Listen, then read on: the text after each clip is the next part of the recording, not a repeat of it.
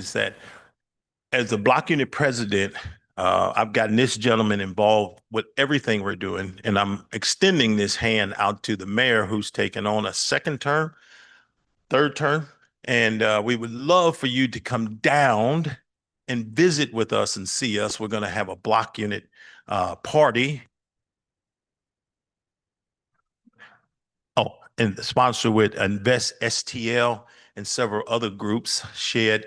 And we are going to try to bring about a change in the third ward.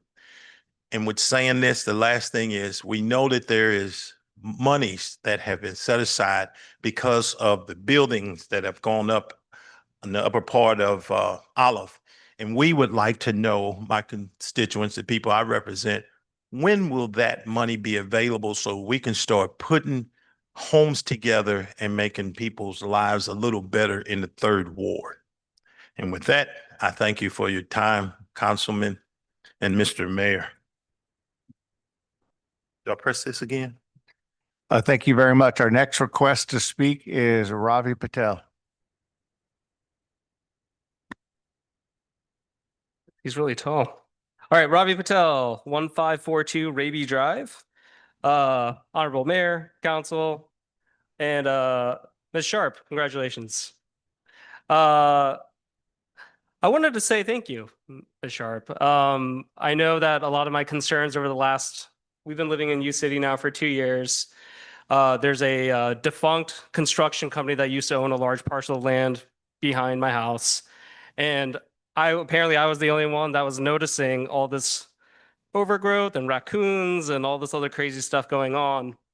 And after many, many months of working with Councilman Smotherson, we were able to, with your help, get it cleared out. And I'm so thankful. The mosquitoes already this year, much less. The raccoons have been evicted. It's nice to see my neighbors on the other side. Whether I want to or not, you know, they can see me now, but the work's not done. And I wanted to say thank you. We couldn't have done it without the help of the city, that's for sure. And there's definitely still more work to be done. This week, the city came and picked up, people have been dumping trash on that lot for a long time. The city came and cleaned that up, discovered other things that maybe that's not desirable. But in general, I just wanted to say thank you to everyone involved.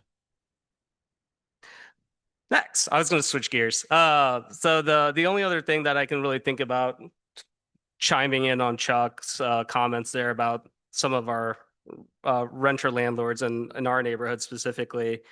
I mean, we've done research, right? We did it about a year ago. We discovered about 45% of the homes in our neighborhood are owned by renters.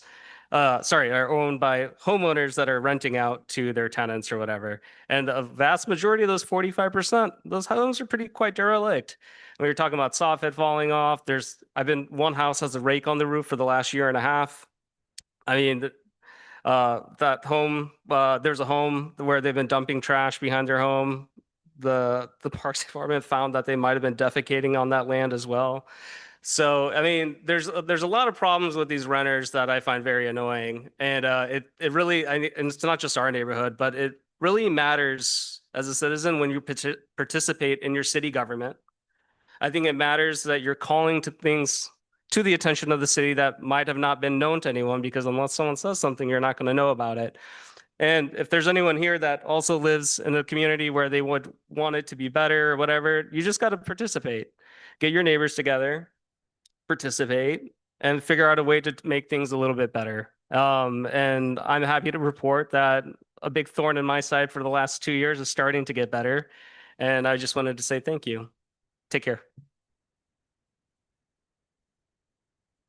Thank you very much. Our final request to speak during this section is Mr. Tom Sullivan.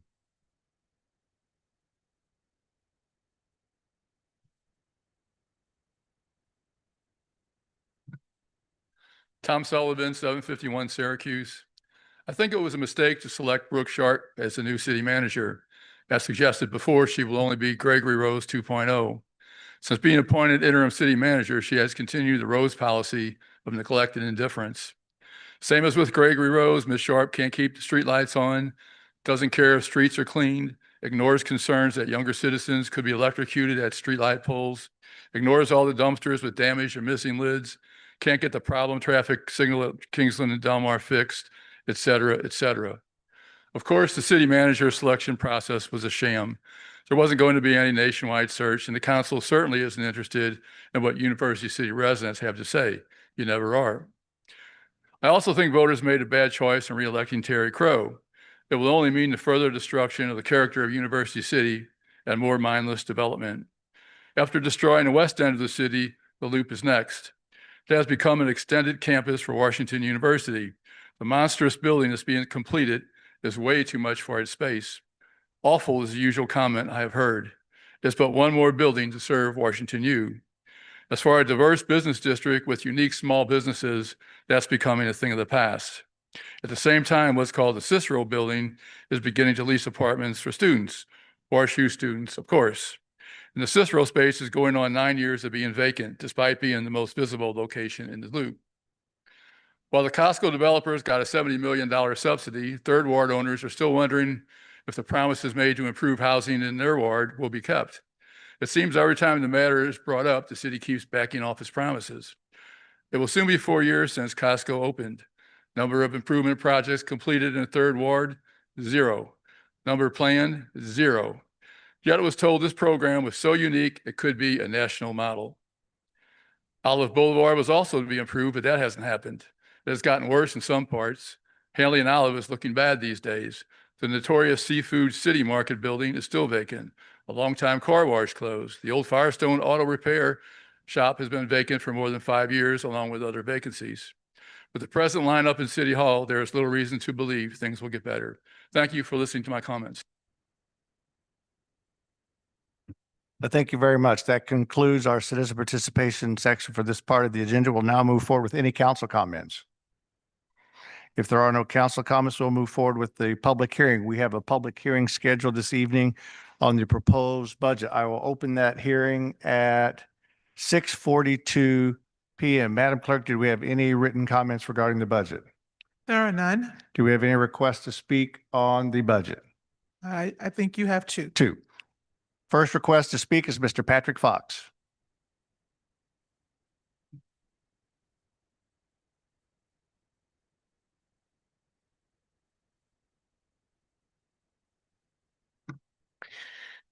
My name is Patrick Fox and I live at 1309 Purdue Avenue. I had a chance to review the proposed fiscal year 27 budget that was published on the city's website, originally dated May 1st and updated May 26. I want to take the opportunity to provide feedback to the council at this initial stage for consideration, as this proposal has some red flags. As someone who regularly reviews financial information and financial reports, it was a tough read. In comparing this year's proposed budget to what was published in prior years, it is missing many crucial components. While there was an explanation in the introduction that was published that this is a draft, to the reader, I have to say that appeared more of an excuse than a reason. Formatting and presentation issues aside, the most distressing part of this recommended budget is just how much information is missing. Last year's fiscal year 26 budget proposal was 280 pages long. And that provided not just requested amounts, but relevant comparative information in addition to extensive narrative context that supports the underlying figures. This year's fiscal year 27 published budget is 80 pages, about 200 less, with little narrative context and no comparative figures from prior period actuals or approved budgets. Prior amounts are key components and necessary to ensuring both the public and decision makers have an understanding of what has changed, what needs attention, and most importantly, it drives the why in the narrative. It's frustrating that a city with our resources and potential has published this as its work product for a $35 million operating budget that includes a significant projected deficit. I previously shared that it would be helpful to have an understanding of the department level distribution of approximately $750,000 in wage increases that was recommended to this body at a prior meeting. This, as you all may remember, was without getting adequate comparable data from 3 municipalities that border U City, but instead used communities like Creve Coeur, Ladue, and Clayton as justification. Additionally, nowhere in the budget is there a comparison on expenses by function. As with any organization, personnel is the largest expense area, so that is confusing as to why this was missing. I'm worried that this is the most recent example providing too limited and filtered information in order to satisfy checking a box to complete a necessary function. This has been the city's norm, but I was hopeful that with change in leadership, we could see tangible improvements in how the city shares information with its residents to make crucial decisions. While I recognize there were some additional details released in tonight's meeting packet that was published on Friday, there are still insufficient details that would provide the reader with a comprehensive understanding of what the budget request includes. Here are some questions that would be helpful as a citizen to have to ensure clarity and understanding of the budget. What, if any, are the largest variations between sources of revenue and department expenses over multiple periods? This can be accomplished by a simple formula column that is relatively easy to add. What is the breakdown by expense function as compared to prior periods? If we only have comparative information on a department's total budget and not the entire city's budget by function, like wages, benefits, and non-personnel related expense categories, how would one know whether it is in alignment with existing activities, service changes, or new initiatives? What percentages of each department's share of general operating funds have evolved over time? For example, Prop P was passed to ensure there is a dedicated allotment of additional funds for public safety. The ancillary benefit of this was to be budget relieving on general funds, and it is not clear that that's actually what's happening. Why has the finger not been on the pulse of the financials for fiscal year 26? The original budget, amended budget, and current estimate in the packet for tonight are all exactly the same amounts. This seems to be counter to the method one should take in a year with a proposed nearly $4 million general fund deficit. Could the timeline for the budget be shared as it has been in years past? And will there be a deeper dive into some of these areas? And if so, will that be distributed to citizens and published before key votes have to occur? I want to conclude my comments tonight by saying my feedback this evening and on prior occasions are not meant to cause distress, but to attempt to bring attention to these important matters. I think it's important context to share as having served in similar public service roles myself. I understand oftentimes the work is thankless, and I wanted you to hear that directly from me. I worry that my previous feedback might have been construed as overly critical, and that was not my intent, and I want to make sure that that was clear. Thank you. Thank you very much. Our next request to speak is Eric K. We'll let you go. We'll let you go the rest of the way, Eric. Hello, Eric Kushner-Kevich, 7344 Melrose Avenue. Honorable Mayor Crow, City Manager Sharp, and members of the council. I am here tonight speaking on behalf of the Historical Society of University City as Vice President. We would like to formally request funding in the FY27 budget for a critical step in restoring the University City searchlight that lives above our heads in this chamber. The searchlight is completely unique and, to our knowledge, the only one of this size that GE has ever made in its history. Our organization has a comprehensive project plan in place that has been provided to the city to restore the light to its former glory so it can shine over our community once again. We are facing a major barrier at this moment to making this a reality, which is the elevator repairs. To be clear, the light functions and could shine this evening if the elevator was repaired. Midwest Elevator has quoted the necessary repairs at $45,000. We respectfully request that the city considers allocating this financing in the FY27 budget to bridge this gap. The last time major work has been completed with the light was in 1965 when it was rediscovered by Assistant City Engineer Robert Norvell. And we believe it's time for the world to rediscover the light once again. There are too many people I talk to in U City that do not know the light exists because it's been dormant for too long. I am always available to sit down, share project information, answer any questions you may have. And I believe let's use the light for what it was originally intended to do, to bring people to U City as a marketing ploy, but bring people to the loop and use it to draw attention to this wonderful city. Thank you very much. Thank you very much. Madam Clerk, are there any further requests to speak at the public hearing? There are none. Thank you very much. I will now close this public hearing at 6:49 p.m. We'll now move forward to the consent agenda. On the consent agenda, you have the First Amendment to the Facility Use Agreement to allow MAFM to operate its U City Farmers Market at 72 and Olive on Wednesdays instead of Thursdays. I think you had the attachments in your packet. Is there a motion to approve the consent agenda? Motion made by Councilmember Fuller. Is there a second? Seconded by Councilmember Dancy. Is there discussion? Hearing none. All those in favor, please signify by saying aye. Opposed? The ayes have it. Ms. Sharp, any updates? No updates. Thank you very much. We now have before us resolution number 2026-04. Is there a motion to approve? Motion made by Councilmember Teeman. Is there a second? Seconded by Councilmember Fuller. Is there discussion? Hearing none. All those in favor of Resolution 2026-04, please signify by saying aye. Opposed? The ayes have it. Let's see, we now have for introduction, Bill number 9582. Who would like to introduce? Councilmember Teeman. Madam Clerk, may we have the first reading of Bill number 9582?